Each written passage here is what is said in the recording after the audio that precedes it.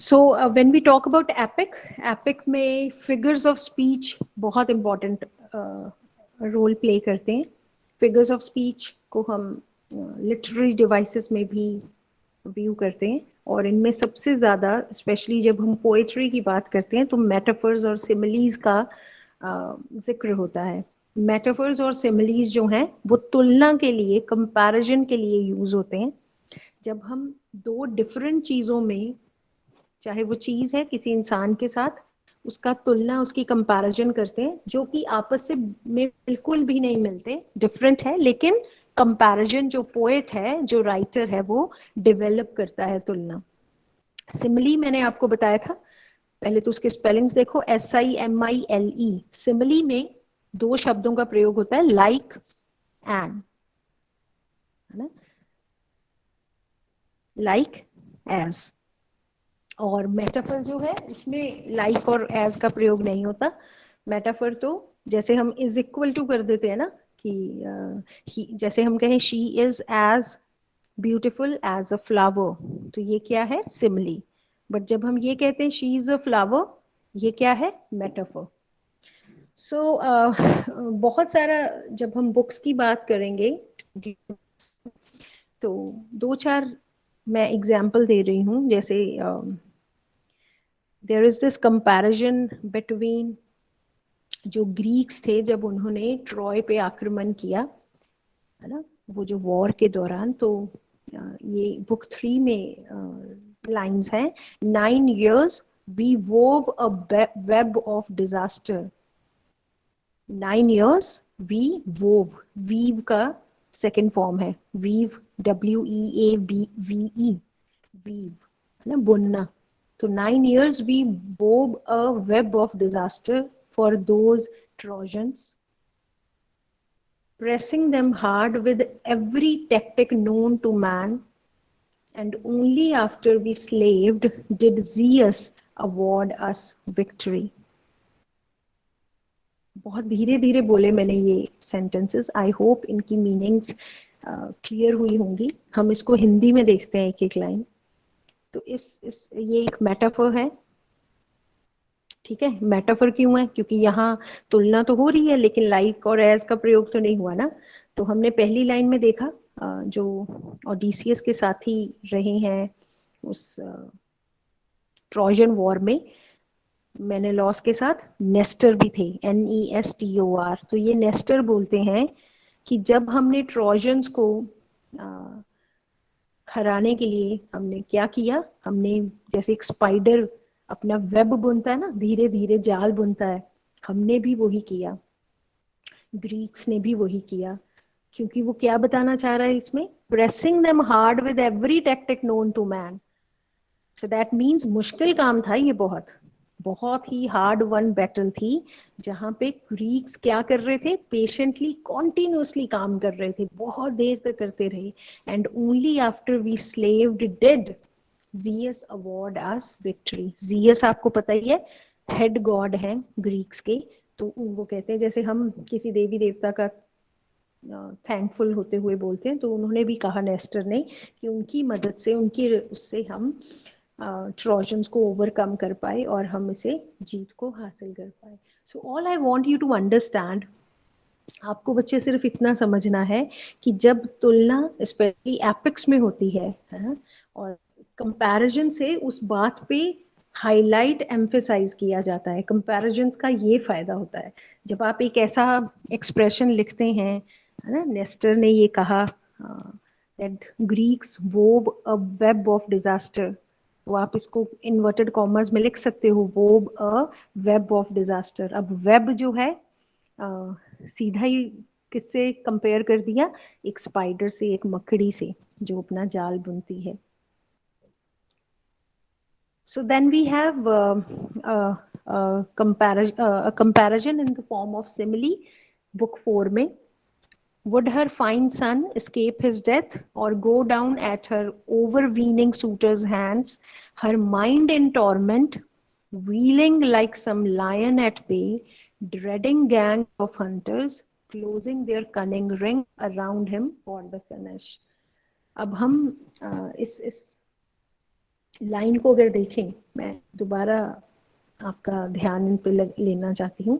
Her mind in torment, torment होता है ना बहुत ज्यादा वायलेंट उथल पुथल, wheeling like some lion at bay, dreading gangs of hunters, closing their cunning ring around him for the finish. तो आपको इतना तो समझ आ रहा है यहाँ पे कि ये टेलीमेकस और पेनेलोपी से जुड़ी हुई बात है।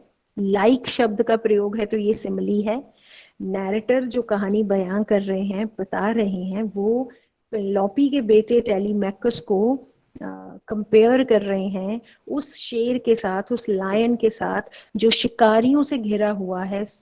कौन से सूटर्स को हंटर्स के साथ कंपेयर किया गया है, और वो सारे के सारे हंटर्स, वो सारे के सारे सूटर्स उसको किल करने का प्लान कर रहे हैं। सो यू कैन जस्ट, अब आप कहोगे मैम इसको कैसे हम यूज कर सकते हैं अपने आंसर में, तो आप वहां पे एक अलग से पैराग्राफ बना सकते हैं that in this epics there are many figures of speech that are used, for example metaphors and simile, ठीक है। और फिर आप वहां पे लिख सकते हैं that Greeks are compared to a spider weaving web, uh, the the son of Penelope, comma Telemachus is compared to a lion who surrounded by hunters. अच्छा, फिर देखिए आप, एक बुक 5 में रेफरेंस है, just look at him there nearing Phaeacia's shore where he is fated to escape his noose of pain that has held him until now. ये भी क्या है, मेटाफर है।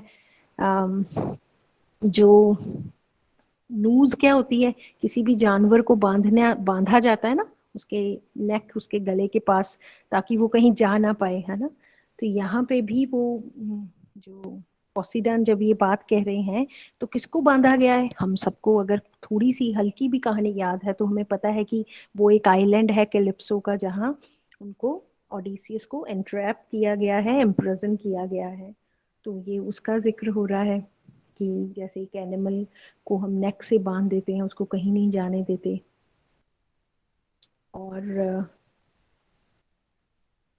और ऐसे तो there is a list of many metaphors, many similes. आप जितना लर्न कर सकते हैं, है ना, जितना आप उसको अपने आंसर में यू कैन कोट, तो आप उतने लर्न कर सकते हैं। जैसे आज मैंने क्लास में 3 कराए, तो आप कोई भी 3 ऐसे लर्न कर सकते हैं, and then whatever answer you get, आप इनका जिक्र लॉन्ग आंसर में भी कर सकते हैं। और इम्पॉर्टेंट चीज एपिक में समझने के लिए है वो कैरेक्टर्स जो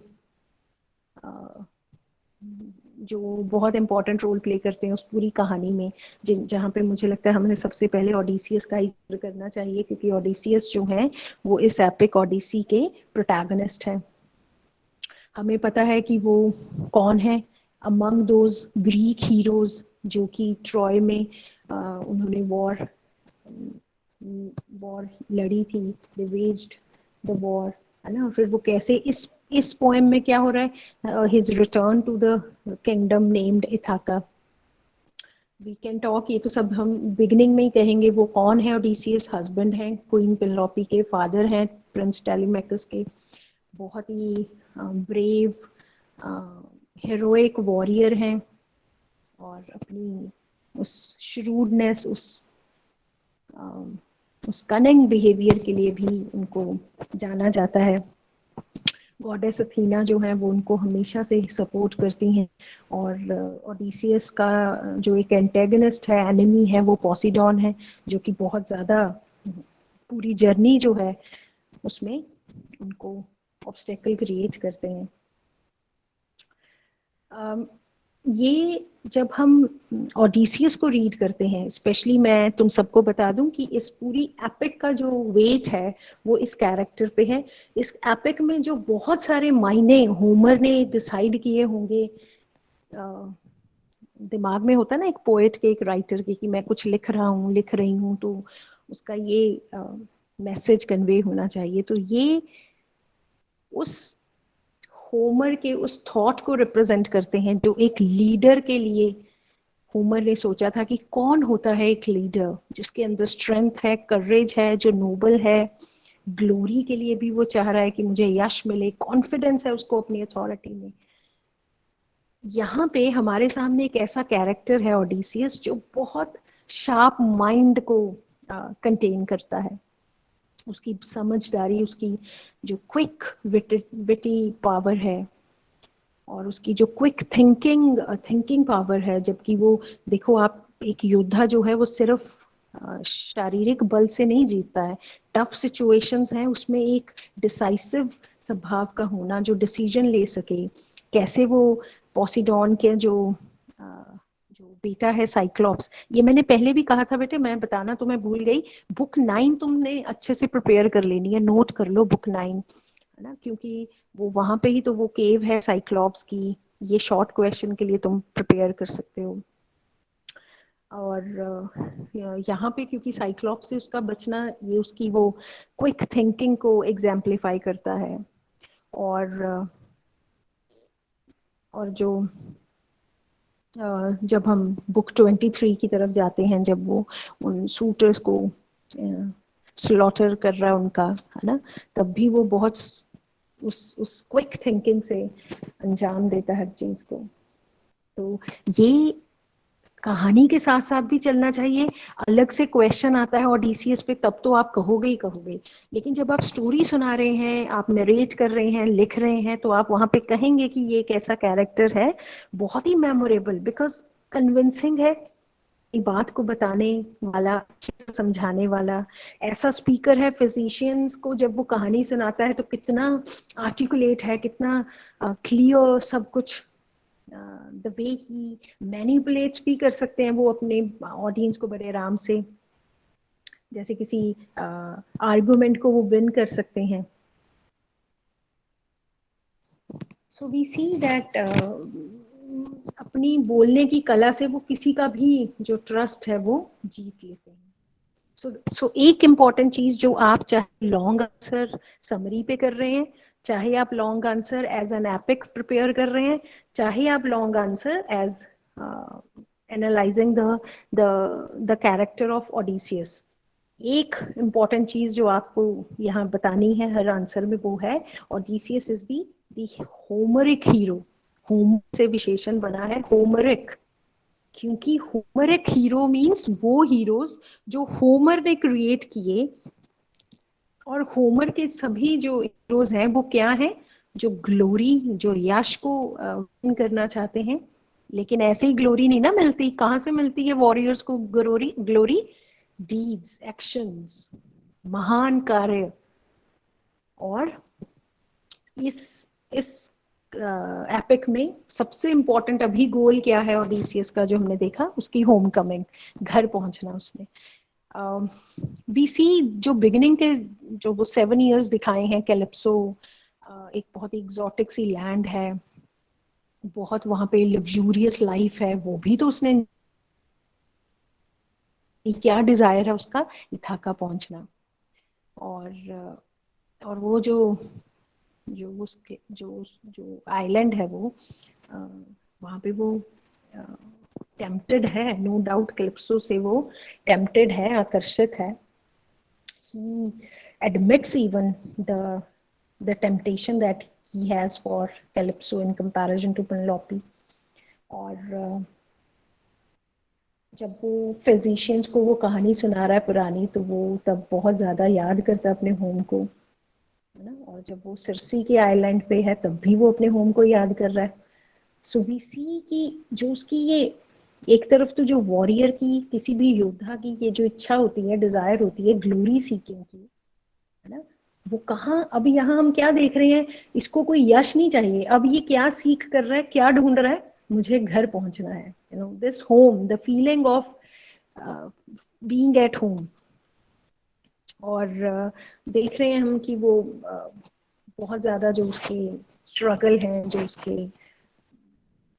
एडवेंचर्स हैं, उनके दौरान वो अपने क्रू, अपने साथियों को खो भी देता है ना। और एक बहुत सारी गुफाओं का भी जिक्र है, एक पॉलीफीमस की केव है, कैसे वो जो ईटेबल्स हैं, फ्री मिल्क है, चीज है, उसको एंजॉय करता करता ही वो वहां पे ट्रैप्ड हो जाता है साइक्लॉप्स जब तक वापस आता है उस केव में। तो ये तो हो गई बात की बहुत सारी फीचर्स हैं जो उनको होमरिक कैरेक्टर के तौर पे एस्टेब्लिश करते हैं, लेकिन होमर के द्वारा बनाए गए कैरेक्टर्स सामान्य एक जैसे भी रहते हैं, जिसको हम कहते हैं स्टैटिक, अंग्रेजी में STATIC। स्टैटिक होते हैं जो एक जैसे हैं, डायनामिक होते हैं जिनमें बदलाव आते रहते हैं। ठीक है। तो ऐसे कैरेक्टर्स चाहे जितने जटिल हों, जितने कॉम्प्लेक्स हों, जितने रियलिटी के पास हों, वो बदलते नहीं हैं जैसे जैसे कि वो कहानी आगे आगे चलती है। जैसे कि हम अगर मॉडर्न लिटरेचर का एग्जाम्पल लें, मॉडर्न कहानियों की एग्जाम्पल्स लें, तो वहाँ पे जो एक कैरेक्टर है ना, वो डायनेमिक हो जाते हैं, बदलते हैं वो। जो मैं कहती हूँ अगर हम ऑब्जर्व करें तो टेलीमैकस उसको दिखाते हैं, क्योंकि टेलीमैकस बिगिनिंग में कुछ है, एंडिंग में बदल जाते हैं। तो टेलीमैकस एक ऐसे कैरेक्टर है जो डायनेमिक है शुरुआत में। अब हम देख रहे हैं कि जो एडवेंचर्स हैं इस एपिक में, ओडिसियस का शुरुआत में डिजायर या लव किसकी तरफ है? ग्लोरी, मेरा नाम हो, है ना। और वो इसीलिए अपनी आइडेंटिटी रिवील भी करते हैं साइक्लॉप्स के बाद। सॉरी, साइक्लॉप्स को नहीं पता, जब वो आइडेंटिटी रिवील करते हैं तो उसी टाइम पे बीसी की जो एक एक रॉथ है, जो एक एंगर है, जो वो कॉन्फ्लिक्ट है पॉसिडॉन का, वो भी उभर के आता है। तो जब तक हम एपिक के एंड तक जाते हैं तो ओडिसियस कैसे है, कैसे कैरेक्टर है? We have this person with more of patience, है ना। और जब वो बेगर के भेष में है, तो अगर इस ऐसे कंपेयर करो आप, एक ऐसा वॉरियर, एक ऐसा योद्धा जो बैगर बना हुआ है और वो किसी को भी इजीली फाइट कर सकता है, तो वो सूटर्स को साथ के साथ फाइट नहीं करते हैं जब उनको अब्यूज, गाली गलोच मिलती है, तो वो बहुत आराम से प्लान करते हैं। सो वी सी कि वहां पे एक जो जो बदलाव ये वाला तो है उनमें, कि वो पेशेंस में भर गए हैं, अब बड़ा इंड्योर करते हैं वो, और फिर वो पूरा प्लान करते हैं, ट्रैप करते हैं अपने उन सभी सूटर्स को कि वो स्ट्राइक कर सकें। So these are the things बच्चों जो तुमने प्रिपेयर करनी है, specially Odysseus as a character. आपने इसको अच्छे से स्टडी करना है।